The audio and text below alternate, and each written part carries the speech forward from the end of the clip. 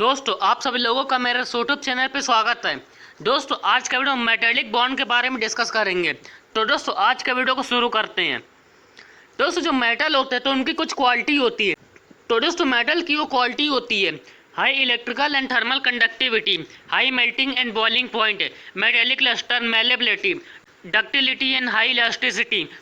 तो दोस्तों मेटल की इन सभी क्वालिटी को हम कोवेलेंट बॉन्ड या आयनिक बॉन्ड की थ्योरी से एक्सप्लेन नहीं कर सकते हैं। दोस्तों मेटल की इन सभी क्वालिटी को एक्सप्लेन करने के लिए एक अलग तरह की बॉन्डिंग के बारे में बताया गया। दोस्तों उस बॉन्डिंग को मेटेलिक बॉन्ड कहा जाता है। दोस्तों मेटेलिक बॉन्ड की डेफिनेशन होती है the attraction force which bind metal ion which electron within its pair of influence is known as metallic bond. दोस्तों उस अट्रैक्शन फोर्स को जिसकी वजह से मेटल आयन अपने इन्फ्लुएंस एरिया के इलेक्ट्रॉनों से जुड़ा रहता है तो उसी अट्रैक्शन फोर्स को मेटेलिक बॉन्ड कहा जाता है। दोस्तों मेटेलिक बॉन्ड के नेचर के बारे में सबसे पहले डूडे और लॉरेंस थ्योरी में बताया गया था। दोस्तों ये डूडे लॉरेंस थ्योरी को डूडे और लॉरेंस नाम के दो वैज्ञानिकों ने दिया था। तो दोस्तों आइए डूडे लॉरेंस थ्योरी की तरफ चलते हैं। दोस्तों इस थ्योरी को फ्री इलेक्ट्रॉन थ्योरी या सी ऑफ इलेक्ट्रॉन थ्योरी भी कहा जाता है। दोस्तों इस थ्योरी में बताया गया था मेटल एटम की आयनाइजेशन एनर्जी कम होती है, इसलिए ये मेटल एटम आसानी से इलेक्ट्रॉन लूज करके कैटायन का फॉर्मेशन कर लेते हैं। और दोस्तों यहाँ पर जो कैटायन बनते हैं तो उनको कर्नल या कोर कहा जाता है। और दोस्तों जो इलेक्ट्रॉन मेटल एटम से निकल गए थे तो वो सभी इलेक्ट्रॉन आपस में मिल करके सी ऑफ इलेक्ट्रॉन बनाते हैं। दोस्तों सी ऑफ इलेक्ट्रॉन का मतलब है कि इलेक्ट्रॉनों का एक समुद्र बनाते हैं। तो दोस्तों वहाँ पर जो सी ऑफ इलेक्ट्रॉन रहता है तो सी ऑफ इलेक्ट्रॉन में जो इलेक्ट्रॉन रहते हैं वो मोबाइल रहते हैं, मतलब वो इलेक्ट्रॉन यहाँ से वहाँ तक मूव करते रहते हैं।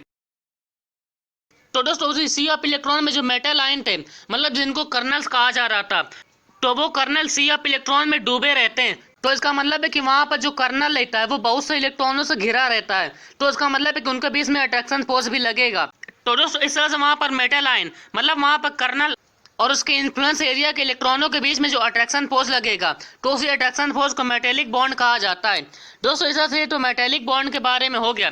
दोस्तों आइए इसको डायग्राम से समझते हैं। दोस्तों यहाँ पर आप सबसे पहले सी ऑफ इलेक्ट्रॉन को देख सकते हैं। दोस्तों यहाँ पर ये इलेक्ट्रॉन इनको आप ई माइनस से देख सकते हैं। दोस्तों यहाँ पर ये जो इलेक्ट्रॉन है ये मेटल एटम से लूज किए हुए हैं। यहाँ पर मेटल एटम आसानी से इलेक्ट्रॉनों को लूज कर देते हैं और वो इलेक्ट्रॉन आपस में मिल करके एक सी ऑफ इलेक्ट्रॉन बनाते हैं। दोस्तों इसी सी ऑफ इलेक्ट्रॉन में जो कैटायन रहते हैं मतलब वहाँ पर जो मेटल आयन रहते हैं तो वो डूबे रहते हैं। तो इस तरह से आप यहाँ पर देख रहे हैं कि यहाँ पर जो मेटल आयन है मतलब जो कर्नल है वो सी ऑफ इलेक्ट्रॉन में डूबे हुए हैं। तो दोस्तों इस तरह से यहाँ पर मेटल आयन और उसके इन्फ्लुएंस एरिया के इलेक्ट्रॉनों के बीच जो अट्रैक्शन फोर्स लगेगा उसको ही मेटेलिक बॉन्ड कहा जाएगा।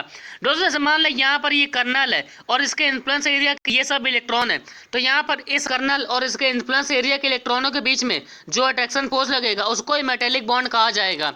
दोस्तों जो मेटेलिक बॉन्ड के बारे में हो गया। दोस्तों अब आगे की तरफ चलते हैं। दोस्तों अब हम इस सी ऑफ इलेक्ट्रॉन थ्योरी की हेल्प से मेटेलिक प्रॉपर्टीज के एक्सप्लेनेशन के बारे में जानेंगे। तो दोस्तों आइए पहली प्रॉपर्टी के एक्सप्लेनेशन की तरफ चलते हैं। दोस्तों यहाँ पर मेटल की प्रॉपर्टी होती है हाई इलेक्ट्रिकल कंडक्टिविटी। दोस्तों मेटल की इलेक्ट्रिकल कंडक्टिविटी हाई होती है। दोस्तों यहाँ पर जो मेटल की इलेक्ट्रिकल कंडक्टिविटी होती है तो वो मोबाइल इलेक्ट्रॉनों की वजह से होती है, मतलब वहाँ पर जो इलेक्ट्रॉन मूव करते रहते हैं सी ऑफ इलेक्ट्रॉन में तो उन्हीं सी ऑफ इलेक्ट्रॉन के मोबाइल इलेक्ट्रॉनों की वजह से इनकी इलेक्ट्रिकल कंडक्टिविटी हाई होती है। दोस्तों जब हम मेटल पर इलेक्ट्रिकल फील्ड लगाते हैं तो उनके जो मोबाइल इलेक्ट्रॉन रहते हैं तो उन इलेक्ट्रॉनों का फ्लो एनोड की तरफ होने लगता है। तो इसका मतलब है कि इसकी वजह से वहां पर करंट फ्लो होने लगती है। दोस्तों जब मेटल में करंट फ्लो होने लगता है तो इसका मतलब है कि मेटल की इलेक्ट्रिकल कंडक्टिविटी ज़्यादा होती है। दोस्तों अब इसकी अगली प्रॉपर्टी के एक्सप्लेनेशन की तरफ चलते हैं। दोस्तों मेटल की अगली प्रॉपर्टी होती है हाई थर्मल कंडक्टिविटी। दोस्तों मेटल की थर्मल कंडक्टिविटी भी ज़्यादा होती है। दोस्तों मेटल की हाई थर्मल कंडक्टिविटी का रीजन भी उसके मोबाइल इलेक्ट्रॉन रहते हैं। दोस्तों जब हम मेटल के एक एंड को गर्म करते हैं तो उस पार्ट के इलेक्ट्रॉनों की काइनेटिक एनर्जी ज़्यादा हो जाती है और जब उनकी काइनेटिक एनर्जी ज़्यादा हो जाती है तो वो इलेक्ट्रॉन मेटल में यहाँ से वहाँ तक मूव करने लगते हैं। और जब वो इलेक्ट्रॉन मेटल में यहाँ से वहाँ तक मूव करने लगते हैं तो इसका मतलब है कि पूरी मेटल गर्म हो जाती है। तो इस तरह से मोबाइल इलेक्ट्रॉनों की वजह से पूरी मेटल गर्म हो जाती है। तो इसका मतलब है कि मेटल की थर्मल कंडक्टिविटी ज़्यादा होती है। तो दोस्तों इस तरह से मेटल की थर्मल कंडक्टिविटी की प्रॉपर्टी का एक्सप्लेनेशन हो गया। दोस्तों अब इसकी अगली प्रॉपर्टी के एक्सप्लेनेशन की तरफ चलते हैं।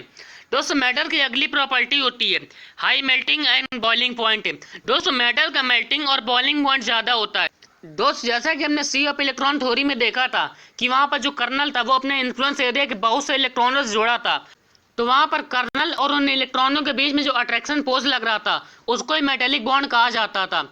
दोस्तों चूंकि वहां पर कर्नल के चारों ओर इलेक्ट्रॉन थे और कर्नल उन सभी इलेक्ट्रॉनों से जुड़ा हुआ था, मतलब कर्नल और उन इलेक्ट्रॉनों के बीच में अट्रैक्शन फोर्स लग रहा था और वो जो इलेक्ट्रॉन है वो अलग अलग डायरेक्शन में थे। तो इसका मतलब है कि वहां पर मेटेलिक बॉन्ड जो होता है वो नॉन डायरेक्शनल होता है। तो दोस्तों मेटेलिक बॉन्ड की उसी नॉन डायरेक्शनल प्रॉपर्टी की वजह से तो वहां पर पॉजिटिव चार्ज मेटल आयन और मोबाइल इलेक्ट्रॉनों के बीच में strong electrostatic force of attraction लग रहा था। तो दोस्तों उसी strong electrostatic force of attraction की वजह से मेटल का मेल्टिंग और बॉइलिंग पॉइंट ज्यादा होता है। दोस्तों तो मेटल के हाई मेल्टिंग और बॉइलिंग पॉइंट का एक्सप्लेनेशन हो गया। दोस्तों अब इसकी अगली प्रॉपर्टी के एक्सप्लेनेशन की तरफ चलते हैं। दोस्तों मेटल की अगली प्रॉपर्टी है मेटेलिक क्लस्टर। दोस्तों मेटल की इस प्रॉपर्टी को भी मोबाइल इलेक्ट्रॉनों की हेल्प से एक्सप्लेन कर सकते हैं। दोस्तों जब हम किसी मेटल की सरफेस पर लाइट डालते हैं तो वहां पर जो मोबाइल इलेक्ट्रॉन रहते हैं तो वो एक्साइटेड हो जाते हैं। तो जब वो इलेक्ट्रॉन एक्साइटेड स्टेट और ग्राउंड स्टेट में आते हैं तो वो इलेक्ट्रॉन अलग अलग वेवलेंथ की रेज को एमिट करते हैं। तो जब वो अलग अलग वेवलेंथ की रेज एमिट करते हैं तो वहां पर हमें ऐसा लगता है कि जो लाइट हमने मेटल की सरफेस पर डाली थी तो वो लाइट रिफ्लेक्ट होकर के आ रही है। तो इस तरह से जब हम मेटल की सरफेस पर लाइट को डालते हैं तो वहां पर जब मोबाइल इलेक्ट्रॉन रेज एमिट करते हैं तो उसी की वजह से वहां पर हमें ऐसा लगता है कि वहां पर रिफ्लेक्शन हो रहा है। तो उसी रिफ्लेक्शन की वजह से हमें मेटल की सरफेस चमकती हुई दिखाई पड़ती है। दोस्तों मेटल की अगली प्रॉपर्टी के एक्सप्लेनेशन की तरफ चलते हैं। दोस्तों मेटल की अगली प्रॉपर्टी है मैलेबिलिटी एंड डक्टिलिटी। दोस्तों मेटल के क्रिस्टल लैटिस में जो मेटल आयन रहते हैं तो वो मोबाइल इलेक्ट्रॉनों से चारों तरफ से घिरे रहते हैं। तो वहां पर मेटल आयन और उन मोबाइल इलेक्ट्रॉनों के बीच में जो फोर्स ऑफ अट्रैक्शन लगता है तो वो फोर्स ऑफ अट्रैक्शन सभी डायरेक्शन में एक समान रूप से लगता है। और दोस्तों वहां पर मेटल के क्रिस्टल लैटिस में जो मेटेलिक बॉन्ड रहते हैं वो रिजिड नहीं रहते हैं, मतलब वो एक ही जगह पर नहीं रहते हैं। तो दोस्तों इसकी वजह से वहां पर जो मेटल आयन रहते हैं तो वो मेटल आयन क्रिस्टल लैटिस में एक लैटिस साइड से दूसरी लैटिस साइड पर घूमते रहते हैं और वहां पर नए मेटेलिक बॉन्ड का फॉर्मेशन कर लेते हैं। तो दोस्तों इस तरह जब क्रिस्टल लैटिस में मेटल आयन एक जगह से दूसरी जगह पर घूमते रहते हैं और वहां पर नए मेटेलिक बॉन्ड का फॉर्मेशन कर लेते हैं तो इसका मतलब है कि मेटल में मैलेबिलिटी और डक्टिलिटी की क्वालिटी पाई जाती है। दोस्तों तो मेटल की मैलेबिलिटी और डक्टिलिटी की प्रॉपर्टी का एक्सप्लेनेशन हो गया। दोस्तों अब इसकी अगली प्रॉपर्टी के एक्सप्लेनेशन की तरफ चलते हैं। दोस्तों मेटल की अगली प्रॉपर्टी होती है हाई इलास्टिसिटी। दोस्तों मेटल की हाई इलास्टिसिटी का रीजन ये रहता है कि वहां पर क्रिस्टल लैटिस में मेटल आयन एक जगह से दूसरी जगह पर घूमते रहते हैं। तो दोस्तों इसलिए जब हम किसी भी मेटल पर डिफॉर्मिंग फोर्स लगाते हैं तो वहां पर मेटल आयन एक जगह से दूसरी जगह पर चले जाते हैं और जब हम उस फोर्स को हटा लेते हैं तो वहां पर वो मेटल आयन अपनी जगह पर वापस चले आते हैं। तो इसका मतलब है कि मेटल की इलास्टिसिटी ज्यादा होती है। तो दोस्तों जो मेटल की हाई इलास्टिसिटी की प्रॉपर्टी का भी एक्सप्लेनेशन हो गया। दोस्तों इसी के साथ हमारा आज का वीडियो भी कंप्लीट होता है। दोस्तों उम्मीद करता हूँ आप लोग को मेरा वीडियो अच्छा लगा होगा। दोस्तों फिर मिलेंगे एक और नए वीडियो के साथ।